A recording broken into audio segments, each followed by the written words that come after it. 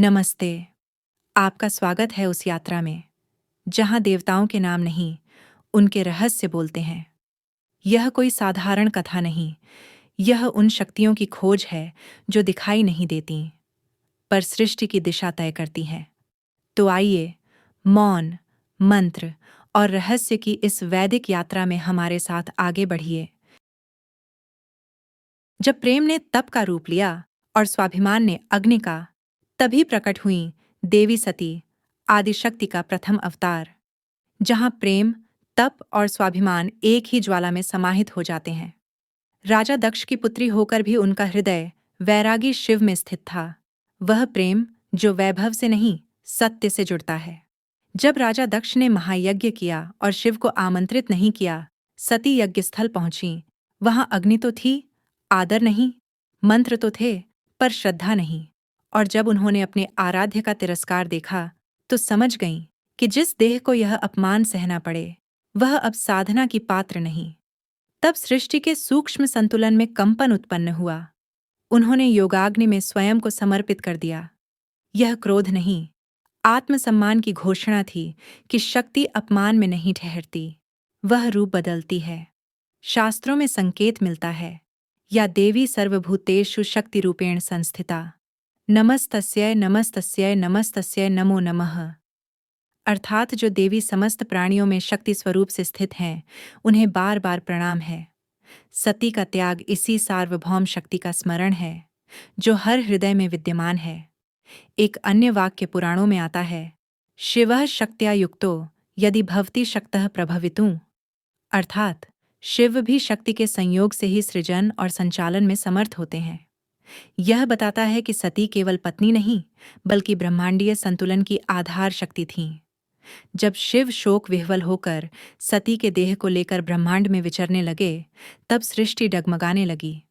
तब देवताओं ने संतुलन पुनः स्थापित करने हेतु हस्तक्षेप किया, और जहां जहां सती के अंग गिरे, वहां शक्तिपीठ बन गए, मानो उनकी चेतना पृथ्वी पर बिखर कर अमर हो गई।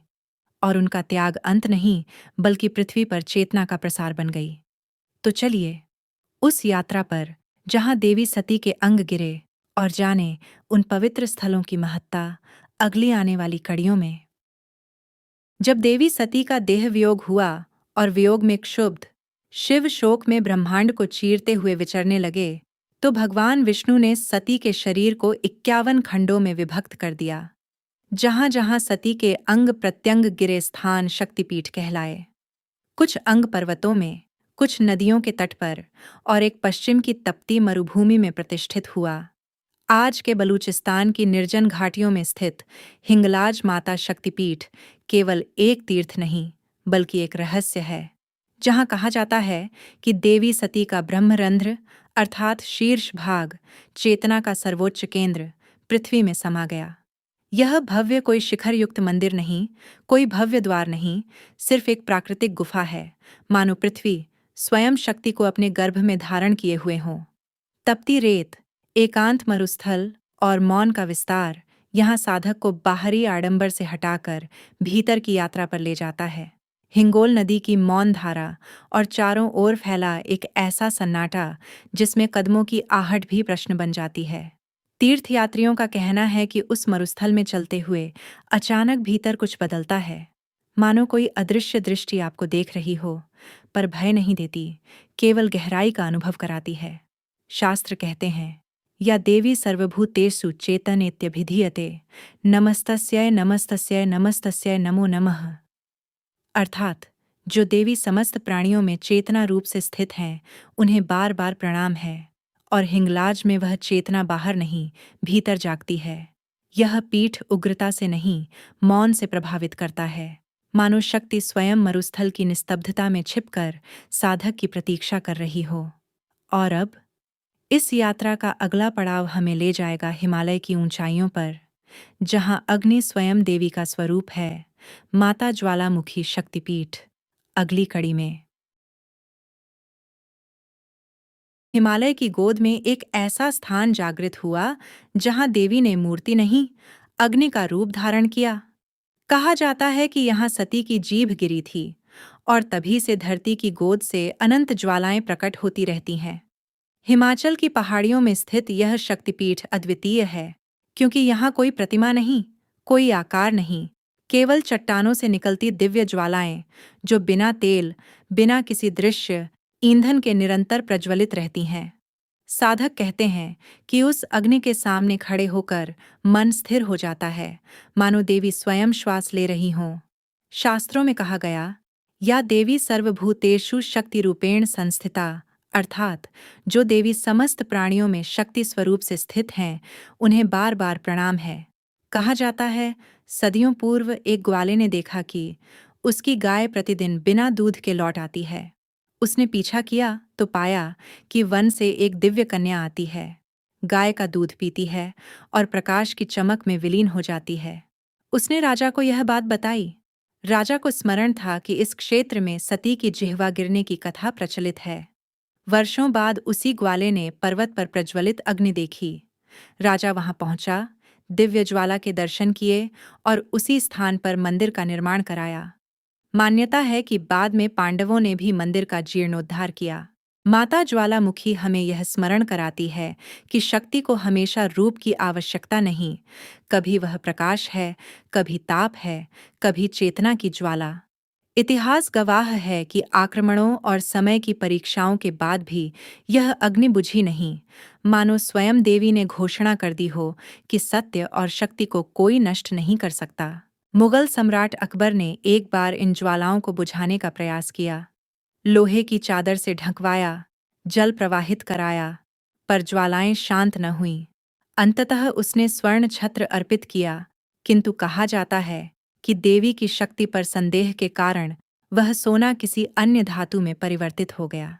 इस चमत्कार ने उसके विश्वास को और दृढ़ किया। और अब अगली कड़ी में हम बढ़ेंगे उस शक्तिपीठ की ओर, जहां हृदय की धड़कन स्वयं देवी का प्रतीक है, वैष्णो देवी। मान्यता है कि माता वैष्णो देवी के पावन त्रिकुट पर्वत क्षेत्र में सती का दक्षिण हस्त हाथ गिरा, इसलिए यह धाम कर्म, संकल्प और धर्म की रक्षा का प्रतीक माना जाता है। कालांतर में त्रिकुट पर्वत की गुफाओं में एक तपस्विनी कन्या वर्षों से ध्यानमग्न थी। वह साधारण नहीं थी, वह स्वयं आदिशक्ति का अंश, वैष्णवी थी, एक तेजस्विनी कन्या के रूप में, जिन्होंने तप, भक्ति और धर्म की स्थापना का संकल्प लिया। उसके तप की आभा दूर दूर तक फैलने लगी और तभी एक तांत्रिक, भैरवनाथ की दृष्टि उस पर पड़ी। कहा जाता है कि भैरव केवल जिज्ञासु नहीं था, वह उस शक्ति को परखना चाहता था जिसे देवता भी प्रणाम करते थे। उसने कन्या का पीछा करना आरंभ किया, पहाड़ों के बीच, घाटियों के पार, अंधेरी रातों में भी। वैष्णवी मौन रहीं, पर हर कदम उन्हें एक गहरे रहस्य की ओर ले जा रहा था।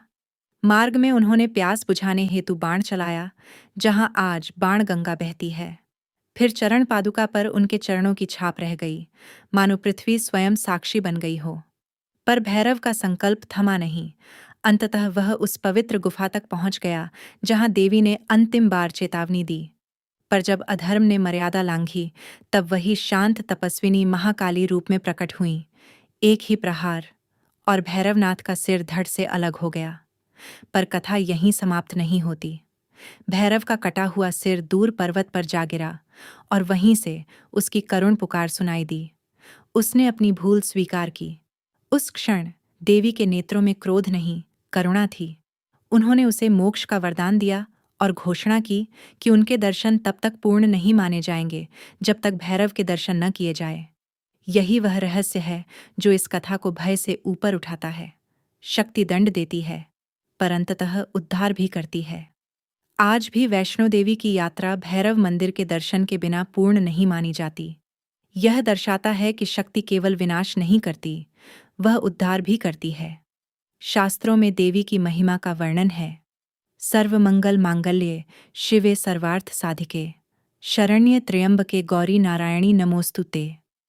अर्थात, हे समस्त मंगलों की अधिष्ठात्री, कल्याणमयी, सभी उद्देश्यों को सिद्ध करने वाली नारायणी देवी, आपको नमस्कार है।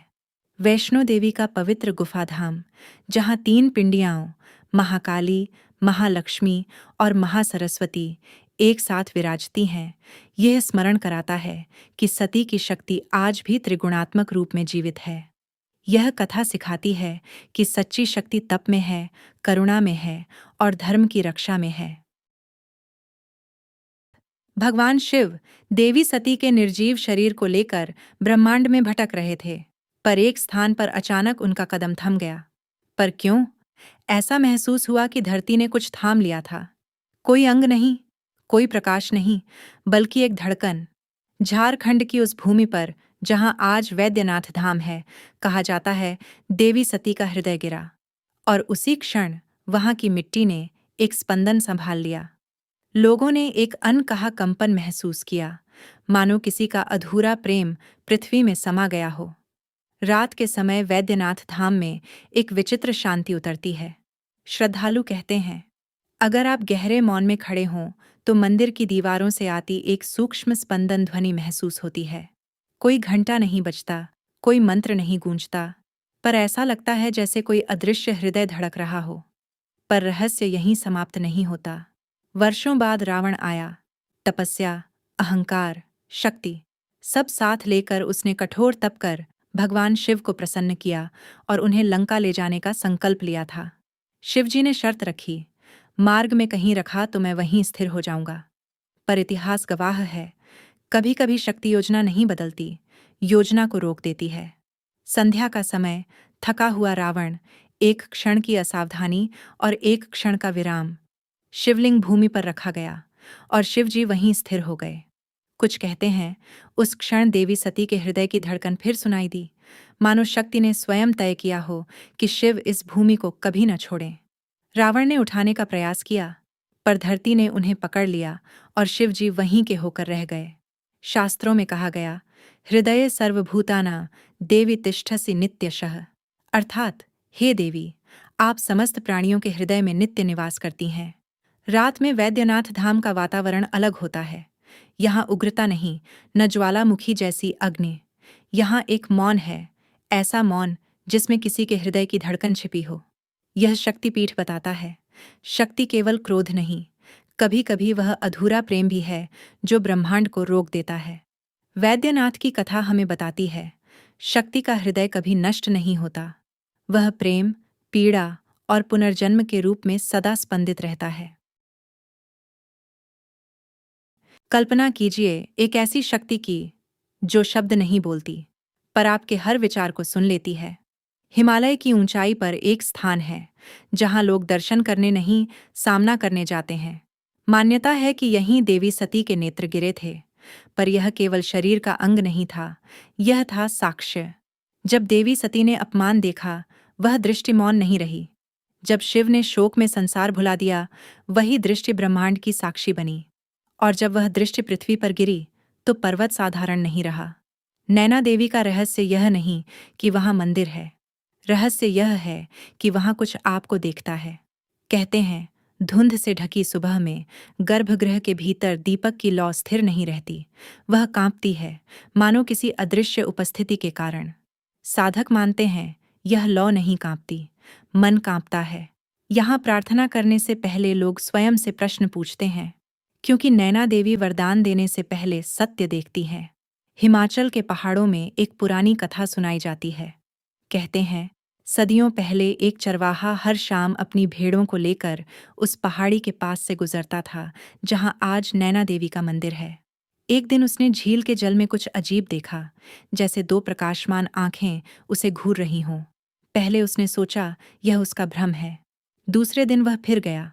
इस बार उसने स्पष्ट देखा, जल स्थिर था, हवा नहीं चल रही थी, पर प्रतिबिंब बदल रहा था।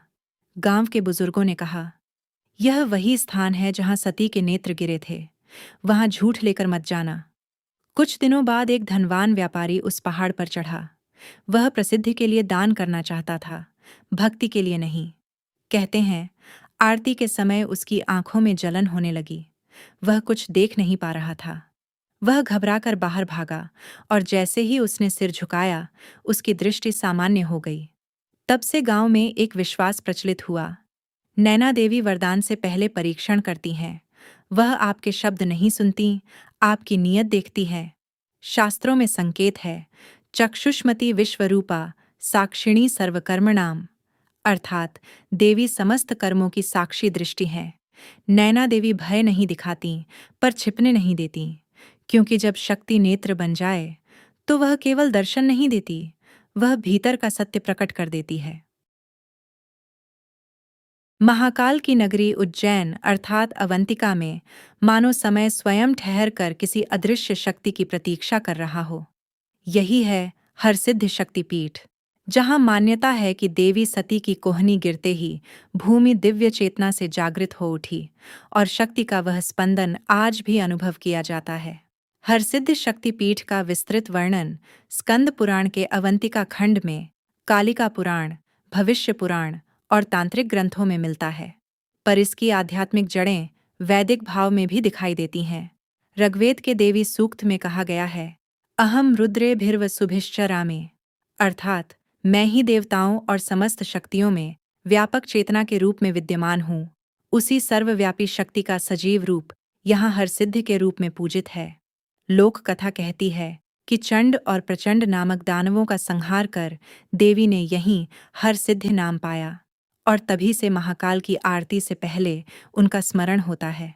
लोक कथाएं और उज्जैन की मौखिक परंपरा में राजा विक्रमादित्य द्वारा शीश अर्पण वाली कथा मंदिर इतिहास में संरक्षित है, जिसे पुजारी परंपरा और स्थानीय इतिहासकार भी बताते हैं।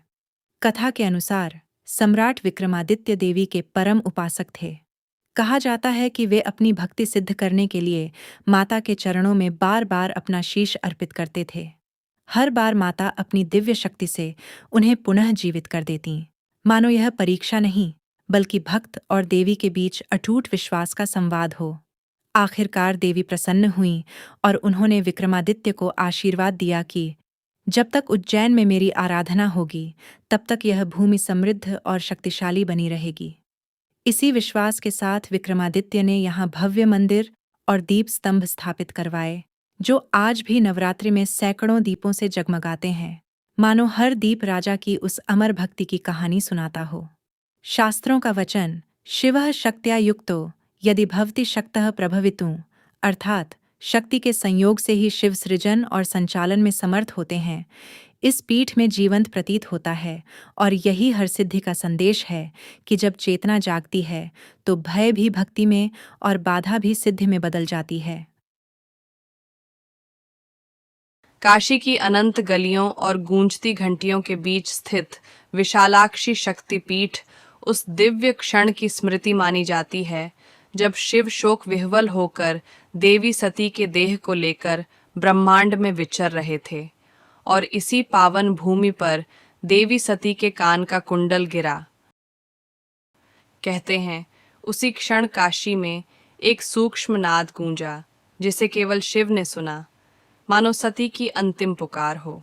पुरानी कथा के अनुसार शिव कुछ क्षणों के लिए यहीं ठहर गए और ध्यान में लीन हो गए और तभी पहली बार काशी में वह आध्यात्मिक ध्वनि प्रकट हुई जिसे अनाहत नाद कहा जाता है। लोक कथाएं कहती हैं कि कभी कभी देर रात मंदिर के आसपास एक हल्की ध्वनि सुनाई देती है जिसे लोग शिव और सती के उस दिव्य संवाद का संकेत मानते हैं जो शब्दों से नहीं चेतना से हुआ था। इसी भाव को यह श्लोक स्मरण कराता है। शिवः शक्त्या युक्तो यदि भवति शक्तः प्रभवितुं, अर्थात शक्ति के संयोग से ही शिव सृजन और संचालन में समर्थ होते हैं और देवी की सर्वव्यापक उपस्थिति को दर्शाता है। या देवी सर्वभूतेषु शक्ति रूपेण संस्थिता, नमस्तस्यै नमस्तस्यै नमस्तस्यै नमो नमः, अर्थात जो देवी समस्त प्राणियों में शक्ति के रूप में स्थित हैं उन्हें बार बार प्रणाम। कहते हैं विशालाक्षी का रहस्य इसी दिव्य मिलन में छिपा है जहाँ शिव का मौन और सती की चेतना एक हो गई और तब से काशी में हर ध्वनि उसी अनंत संवाद की प्रतिध्वनि मानी जाती है। इसलिए यहाँ आने वाले भक्त मानते हैं कि यदि मन शांत हो तो आज भी उस अदृश्य संवाद की झलक महसूस की जा सकती है। क्या आप जानते हैं कि जगन्नाथ मंदिर की सबसे गहरी परंपरा उस देवी से जुड़ी है जिनके बिना भगवान का भोग भी पूर्ण नहीं माना जाता? पुरी के विशाल प्रांगण के भीतर, जहां हर दिन हजारों दीप जलते हैं, वहीं एक शांत कोने में स्थित है विमला देवी शक्तिपीठ। वह स्थान जहां मान्यता है कि देवी सती की नाभि गिरी और धरती सृष्टि की मूल ऊर्जा से धड़क उठी। कहते हैं, आधी रात के बाद जब मुख्य मंदिर के पट बंद हो जाते हैं, तब भी इस गर्भगृह के आसपास एक अदृश्य कंपन बना रहता है। एक प्राचीन कथा के अनुसार एक नवदीक्षित पुजारी ने नियमों को सामान्य समझकर भोग अर्पण में विलंब किया, और उसी रात उसे स्वप्न में मंदिर के आकाश पर अग्निमय चक्र घूमता दिखाई दिया, जिसके केंद्र में धधकती ज्योति मानो नाभि की तरह स्पंदित हो रही थी। जागने पर उसने देखा कि गर्भगृह के दीप असामान्य रूप से तीव्र जल रहे थे। तब वरिष्ठ पुजारियों ने कहा, यहाँ शक्ति अनुमति देती है, तभी लीला पूर्ण होती है। शास्त्र भी संकेत देते हैं, या देवी सर्वभूतेषु शक्ति रूपेण संस्थिता, अर्थात जो देवी समस्त प्राणियों में शक्ति के रूप में स्थित हैं, उन्हें बार बार प्रणाम। और देवी सूक्त का भाव स्मरण कराता है, अहमेव स्वयमिदं वदामि, अहम विश्वम भुवनमाविवेश, अर्थात मैं ही समस्त जगत में व्याप्त हूँ और उसे धारण करती हूँ। कहते हैं, विमला पीठ का रहस्य केवल कथा नहीं, वह उस दिव्य क्षण की स्मृति है जब शिव के शोक से डगमगाती सृष्टि को शक्ति की नाभि ने फिर संतुलन दिया। और आज भी जो श्रद्धा से उस प्रांगण में खड़ा हो, उसे कभी कभी ऐसा प्रतीत होता है मानो मौन में एक धड़कन गूंज रही हो, सृष्टि की अनंत धड़कन। हिमाचल प्रदेश की कांगड़ा घाटी में धौलाधार पर्वतों की छाया में स्थित चामुंडा देवी शक्तिपीठ उस रहस्यमयी क्षण की स्मृति माना जाता है जब देवी सती का हाथ इस भूमि पर गिरा। कहते हैं कि जब शिव शोक में सती के शरीर को लेकर ब्रह्मांड में विचर रहे थे, तब इस स्थान पर जैसे ही सती का कर पृथ्वी से स्पर्श हुआ, धरती में एक अदृश्य कंपन फैल गया, मानो शक्ति स्वयं कर्म का रूप लेकर जाग उठी हो। इसी कारण इस पीठ को कर्म, साहस और धर्म की रक्षा की शक्ति का प्रतीक माना जाता है। इस स्थान का एक और गहरा रहस्य है, यहाँ देवी के साथ नंदिकेश्वर महादेव की उपस्थिति मानी जाती है। स्थानीय परंपरा कहती है कि शिव स्वयं इस भूमि की रक्षा करते हैं, क्योंकि यह वही स्थान है जहाँ शक्ति का कर्म रूप प्रकट हुआ था। इसलिए चामुंडा पीठ को शिव शक्ति के संयुक्त ऊर्जा केंद्र के रूप में देखा जाता है। देवी महात्म्य में वर्णन आता है कि जब दानव रक्त बीज ने देवताओं को आतंकित कर दिया, तब उसके रक्त की हर बूंद से नया दानव जन्म लेता था। देवता भयभीत हो उठे, क्योंकि युद्ध जितना लंबा चलता, दानवों की संख्या उतनी बढ़ती जाती। तभी देवी ने भयानक चामुंडा रूप धारण किया। कहा जाता है कि युद्ध के बीच देवी का रूप इतना प्रचंड था कि आकाश तक लाल आभा से भर गया। देवी ने युद्ध भूमि में अपने हाथों से रक्त बीज को पकड़ लिया और उसका रक्त धरती पर गिरने से पहले ही पी लिया। उसी क्षण उसका अंत हुआ। कांगड़ा क्षेत्र की लोक कथाएं कहती हैं कि उस युद्ध की ऊर्जा आज भी इस भूमि में स्पंदित होती है, इसलिए यहाँ साधना को अत्यंत शक्तिशाली माना जाता है। स्थानीय पुजारियों के अनुसार कभी कभी गहरी रात में, जब मंदिर के दीप मंद हो जाते हैं और घाटी में पूर्ण मौन छा जाता है, तब मंदिर के पास से एक हल्की सी ध्वनि सुनाई देती है, मानो किसी युद्ध की दूर की प्रतिध्वनि हो। एक कथा में आता है कि एक साधक ने कई रातें यहाँ ध्यान किया। एक रात उसने अनुभव किया कि मंदिर की घंटियां बिना किसी स्पर्श के हल्की सी हिल रही हैं। अगले दिन पुजारी ने उससे कहा, यह स्थान केवल मंदिर नहीं, यह वह भूमि है जहाँ शक्ति ने अधर्म के विरुद्ध अपनाकर उठाया था। इसी भाव को चामुंडा स्तुति का यह श्लोक स्मरण कराता है, जय चामुंडे महादेवी रक्त बीज विनाशिनी, रक्ष माम सर्वभूतेभ्यो देवी नारायणी नमोस्तुते।